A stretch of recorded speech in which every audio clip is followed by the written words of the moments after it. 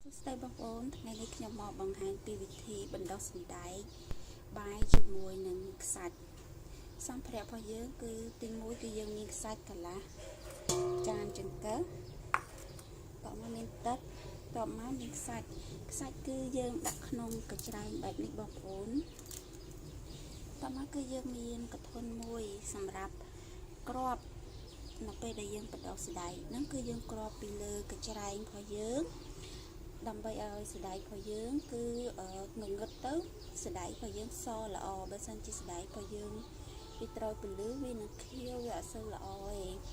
វាពណ៌អត់សូវស្អាតអញ្ចឹងជាដំបូងគឺយើងត្រូវត្រាំគ្រាប់សណ្តែករបស់យើងសណ្តែកបាយហ្នឹងជាមួយនឹងទឹករយៈពេល4ទៅ5ម៉ោងបើសិនជាបងប្អូនចង់ត្រាំមួយយប់ក៏បានដែរប៉ុន្តែបើសិនជាបងប្អូនប្រញាប់បងប្អូនត្រាំ4ទៅ5ម៉ោងក៏បានដែរអញ្ចឹងយើងទុកសណ្តែកហ្នឹង4ទៅ5ម៉ោងចានេះគឺគ្រាប់សណ្តែកដែលយើងត្រាំរយៈពេល4ទៅ5ម៉ោងហើយឥឡូវយើងធ្វើការបណ្ដុះ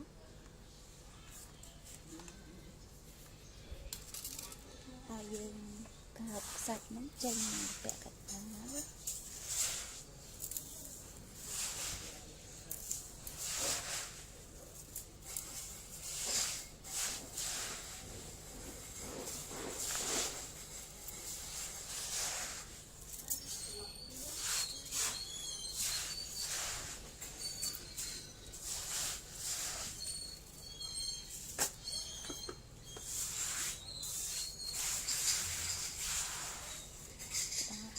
គឺយើង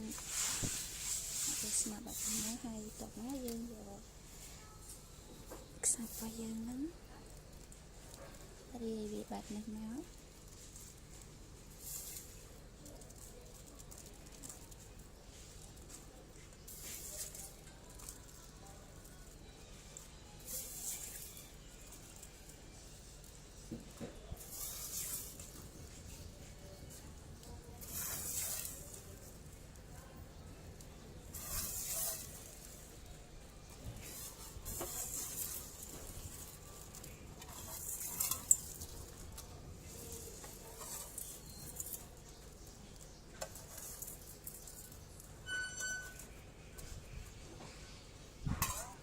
រួចរាល់ហើយតបមកយើងខ្សាច់ហ្នឹងចូលមកវិញដើម្បីកប់សណ្តែកហ្នឹង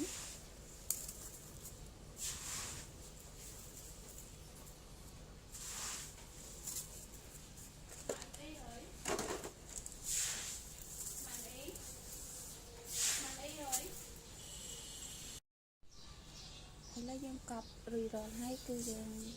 ទុកវារយៈពេល3យប់គឺយើងគ្របក្បាក់បែបនេះ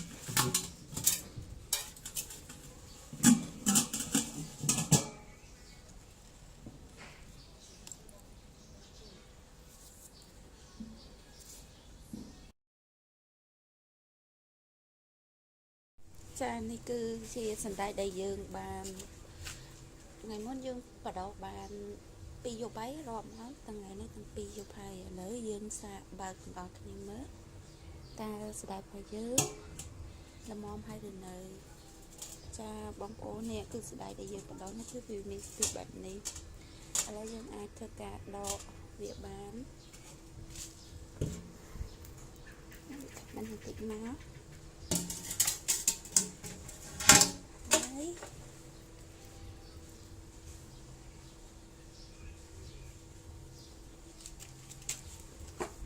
នេះគឺយើងកាយបែបនេះមកនេះ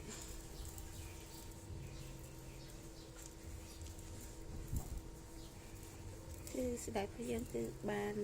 នេះមុនគឺយើងដាក់កប់មួយខ្សាច់តាមទឹកឲ្យកប់មួយខ្សាច់គឺ